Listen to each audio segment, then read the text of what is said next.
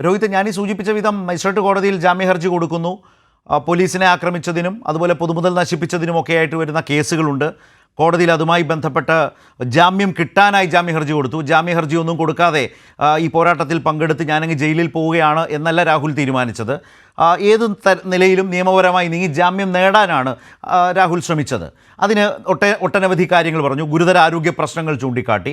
കോടതി അതെല്ലാം കേട്ട ശേഷം അത് തള്ളി. പരിശോധനാ റിപ്പോർട്ടെല്ലാം വെച്ച് ജയിലിലേക്ക് അയച്ചു, റിമാൻഡ് ചെയ്തു.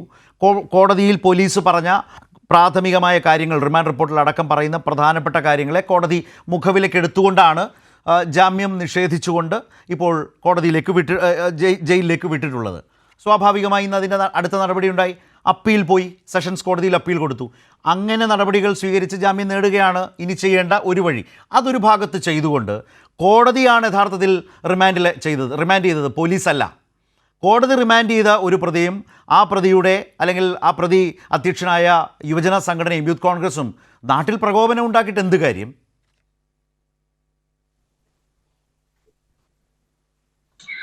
അല്ല, ഈ നാട്ടിൽ പ്രകോപനം ഉണ്ടാക്കുന്നു എന്ന് പറയുമ്പോൾ ഇത്തരം ഒരു പ്രകോപനത്തിലേക്ക് കേരളത്തിലെ യൂത്ത് കോൺഗ്രസിനെ തള്ളിവിട്ടതാരാ എന്നൊരു മറുചോദ്യമല്ലേ ഉണ്ട്. കോടതി കേരളത്തിൽ കഴിഞ്ഞ 7 വർഷക്കാലമായി അപ്പോ ഇത്തരം ഒരു പ്രകോപനം കേരളത്തിൽ യൂത്ത് കോൺഗ്രസ് നടത്തേണ്ട സാഹചര്യം ഉണ്ടാക്കിയത് മുഴുവൻ കേരളത്തിലെ ഗവൺമെന്റിനും അതുപോലെ തന്നെ ആഭ്യന്തര വകുപ്പ് കൈകാര്യം ചെയ്യുന്ന പിണറായി വിജയനാണെന്ന് നമുക്ക് എല്ലാവർക്കും അറിയാം. ഇപ്പൊ നിങ്ങൾ ഇവിടെ ആധാരമാക്കുന്നത് സെക്രട്ടേറിയറ്റിന് മുമ്പിൽ നടന്ന സമരവും അതുമായി ബന്ധപ്പെട്ട് നടന്ന കേസിനെ കുറിച്ചൊക്കെയാണല്ലോ. ഇങ്ങനെ ഒരു സെക്രട്ടേറിയറ്റിലേക്ക് യൂത്ത് കോൺഗ്രസിന്റെ സംസ്ഥാന കമ്മിറ്റി മാർച്ച് നടത്തേണ്ട സാഹചര്യം എവിടുന്നാ തുടങ്ങിയത്? ഈ നവകേരള സദസ്സുമായി ബന്ധപ്പെട്ട് കണ്ണൂരിൽ യൂത്ത് കോൺഗ്രസിന്റെയും KS2വിന്റെയും പ്രവർത്തകരെ ചെടിച്ചട്ടി കൊണ്ടും അതുപോലെ തന്നെ മറ്റു ആയുധങ്ങൾ ഉപയോഗിച്ചുകൊണ്ട് തലക്കടിച്ചുകൊണ്ട് കൊലപ്പെടുത്തുവാൻ ശ്രമിക്കുമ്പോൾ ഈ ആഭ്യന്തര വകുപ്പിന്റെ പോലീസ് തന്നെയാണല്ലോ FIR ഇട്ടിരിക്കുന്നത് DYFI പ്രവർത്തകർക്കെതിരെ. അങ്ങനെ വ്യാപകമായി പോലീസിന്റെ മുഖ്യമന്ത്രിയുടെ ഗൺമാൻ ഉൾപ്പെടെ പോലീസ് ഉദ്യോഗസ്ഥർ ഉൾപ്പെടെ DYFIയുടെ ആളുകൾ ഉൾപ്പെടെ ഈ നവകേരള സദസ്സിന്റെ മറവിൽ വ്യാപകമായി യൂത്ത് കോൺഗ്രസ് പ്രവർത്തകർ ആക്രമിച്ചപ്പോൾ അതിന് മറുപടി എന്ന നിലയ്ക്കാണ് സെക്രട്ടേറിയറ്റ് മാർച്ച് നടത്തുന്നത്. രോഹിത്തിനോടാണ് സംശയം. നിങ്ങൾ പറയുന്നു, നിങ്ങളുടെ വാദം എന്താണ്? നിങ്ങളുടെ പ്രവർത്തകർക്ക് അത്തരം ആക്രമണം നേരിടേണ്ടി വന്നു എന്ന് വെച്ച് അതിൽ പ്രതിഷേധിക്കുമ്പോൾ നിങ്ങൾ സ്വീകരിച്ച വഴി എന്താണ്? നിങ്ങൾ സമാധാനത്തിൻ്റെ പാതയിൽ പ്രതിഷേധിക്കുകയല്ല ചെയ്തിട്ടുള്ളത്. നിങ്ങൾ അങ്ങേയറ്റം ആക്രമണവും പ്രകോപനവും സൃഷ്ടിച്ചു.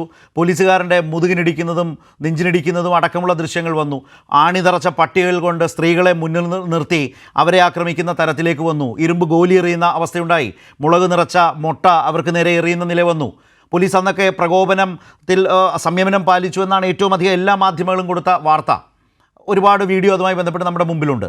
നിങ്ങൾ അതിലും അപ്പുറമുള്ള പ്രകോപനപരമായ ആക്രമണമാണ് സ്വീകരിച്ചത്. അതുകൊണ്ടല്ലേ രാഹുൽ മാങ്കൂട്ടം എന്ന പ്രസിഡന്റിന് ഈ കേസുകൾ വന്നത്?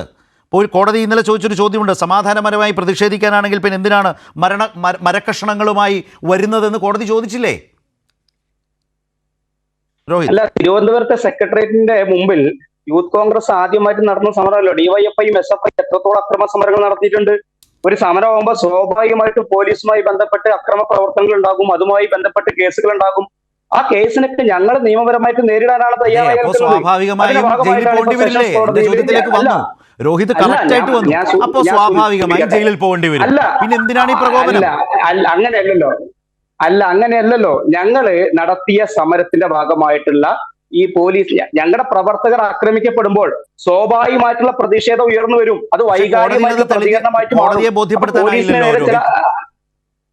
അല്ല, അതിപ്പോ സെഷൻസ് വകുപ്പ് ഇട്ട് ഒരു കേസെടുത്താൽ അത് മജിസ്ട്രേറ്റ് കോടതിയിൽ കൊണ്ടുപോയാൽ അതിൽ ജാമ്യം ലഭിക്കില്ല എന്ന് എനിക്കും ശരത്തിനും കൃത്യമായി അറിയാലോ. അത് കോടതിക്ക്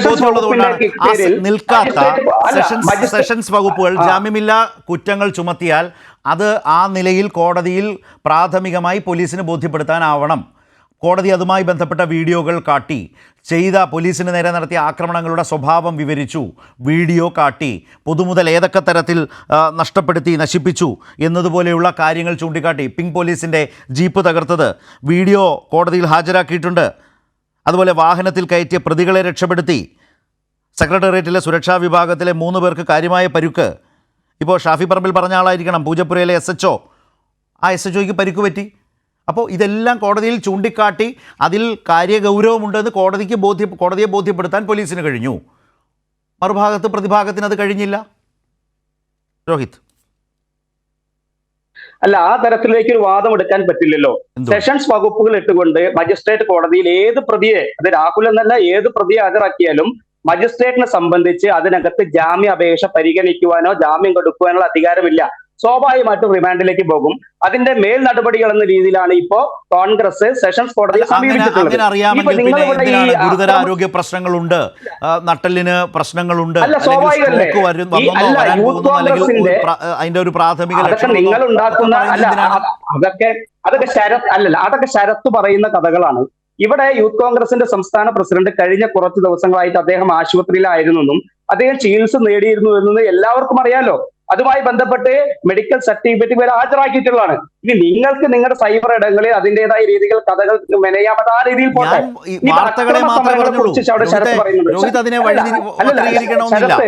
ഇതുമായി ബന്ധപ്പെട്ട് വന്ന വാർത്തകൾ മാത്രമേ ഞാൻ സൂചിപ്പിച്ചിട്ടുള്ളൂ താങ്കളുടെ മുമ്പിൽ. അദ്ദേഹം ആരോഗ്യ പ്രശ്നങ്ങൾ ചൂണ്ടിക്കാട്ടി പ്രോസിക്യൂഷൻ അല്ലെങ്കിൽ പോലീസ് മെഡിക്കൽ റിപ്പോർട്ട് ഹാജരാക്കി. ഇതൊക്കെ സംഭവിച്ച കാര്യങ്ങളല്ലേ? ഞാൻ അല്ലാതൊന്നും പറഞ്ഞിട്ടില്ല. സ്വാഭാവികമല്ലേ? ഒരു സംസ്ഥാന അധ്യക്ഷനെ രാവിലെ അറസ്റ്റ് ചെയ്ത് കൊണ്ടുവരുമ്പോ അദ്ദേഹം കഴിഞ്ഞ 4 ദിവസമായി ആശുപത്രിയിലായിരുന്നു എന്ന മെഡിക്കൽ സർട്ടിഫിക്കറ്റ് ഹാജരാക്കുന്നത് സ്വാഭാവികമാണല്ലോ. അല്ല, ഞാനത് കാര്യങ്ങൾ നിങ്ങൾ അങ്ങനെ ചെയ്തില്ലേ എന്നാ ചോദിച്ചത്. അല്ലല്ല, ഹാജരാക്കാനുള്ള അവകാശം അത് ഹാജരാക്കാനുള്ള അവകാശം അദ്ദേഹത്തിനുണ്ടല്ലോ. ഇല്ലെന്ന് ഞാൻ പറഞ്ഞില്ലല്ലോ. ശരത്ത് സംസാരിക്കുമ്പോ ശരത്ത് ഒരു കണ്ണ് വെച്ച് സംസാരിക്കരുത്. നിങ്ങൾ ഇവിടെ പട്ടിക വടി വെച്ച് അടിച്ചെന്നും പോലീസിനെ ആക്രമിച്ചു എന്ന് പറയുമ്പോ ഇവിടെ കഴിഞ്ഞ 7.5 വർഷക്കാലമായിട്ട് ഇരട്ട നീതി നടപ്പിലാക്കുന്ന ഒരു ഗവൺമെന്റ് ആണ് ഇടതുപക്ഷ ഗവൺമെന്റ്. ഇപ്പൊ ശരത്തിന് തന്നെ അറിയാലോ, ചാലക്കുടിയിൽ ഞങ്ങളാരും പോലീസ് ജീപ്പിന്റെ മുകളിൽ കയറി ഇന്ന് പോലീസ് ജീപ്പ് അടിച്ച് തകർത്തിട്ട് അതിലെ പ്രതിയെ ആ പിടിച്ച പോലീസിന്റെ കയ്യിൽ നിന്ന് ഇറക്കിക്കൊണ്ടുപോയി ഈ നാളിതുവരെ അതിന്റെ ഏരിയ സെക്രട്ടറിയോ ഡിവൈഎഫ്ഐയുടെ ഉത്തരവാദിത്തപ്പെട്ട ഭാരവാഹിയെ ഇതുവരെ അറസ്റ്റ് ചെയ്യാൻ അവർക്ക് സാധിച്ചിട്ടുണ്ടോ? ഇപ്പൊ രാഹുൽ മാക്കൂട്ടത്തിന്റെ വീട്ടിൽ നിന്ന് വീട്ടിൽ നിന്ന് അറസ്റ്റ് ചെയ്യുന്ന ഈ ആർജവം എന്തുകൊണ്ട് ചാലക്കുടിയിൽ ഇവര് സ്വീകരിക്കുന്നില്ല? ഇവിടെ SFIയുടെ നേതാവ് ഹസൻ മുബാറക്ക് ആ ചാലക്കുടി SHOന്റെ കയ്യും കാലും തല്ലി ഒടിക്കുമെന്ന് പറഞ്ഞ് 16 ദിവസം കഴിഞ്ഞു. എന്റെ രാഹുൽ മാക്കൂട്ടത്തിനെതിരെ കാണിച്ച ഈ ഒരു ആവേശം ഈ ഹസൻ മുബാറക്കിനെതിരെയും ഡിവൈഎഫ്ഐയുടെ നേതാക്കന്മാർക്കെതിരെ നിങ്ങൾ കാണിക്കുന്നില്ല. ഇവിടെ പ്രതിപക്ഷ നേതാക്കൾ പങ്കെടുക്കുന്ന സമരം ഉൾപ്പെടെ അദ്ദേഹത്തെ 1-ാം പ്രതിയാക്കി കേസെടുക്കുകയാണ്. സമരത്തിൽ ഉദ്ഘാടനം ചെയ്യാൻ വരുന്ന ആളുകളെ ചരിത്രത്തിൽ ആദ്യമായിട്ടാണ് 1-ാം പ്രതിയാക്കി കേസെടുക്കുന്നത്. എന്നിട്ട് എന്താ പറയാ? പ്രേരണാ കുറ്റം, കലാപാഹനം. അങ്ങനെയാണെങ്കിൽ നവകേരള സദസ്സിന്റെ മറവിൽ മുഖ്യമന്ത്രി നടത്തിയ കലാപാഹനമില്ലേ? അദ്ദേഹം തന്നെയല്ലേ പറഞ്ഞത് ജീവരക്ഷാ പ്രവർത്തനമാണ്. ഈ ജീവരക്ഷാ പ്രവർത്തനം നടത്തണം.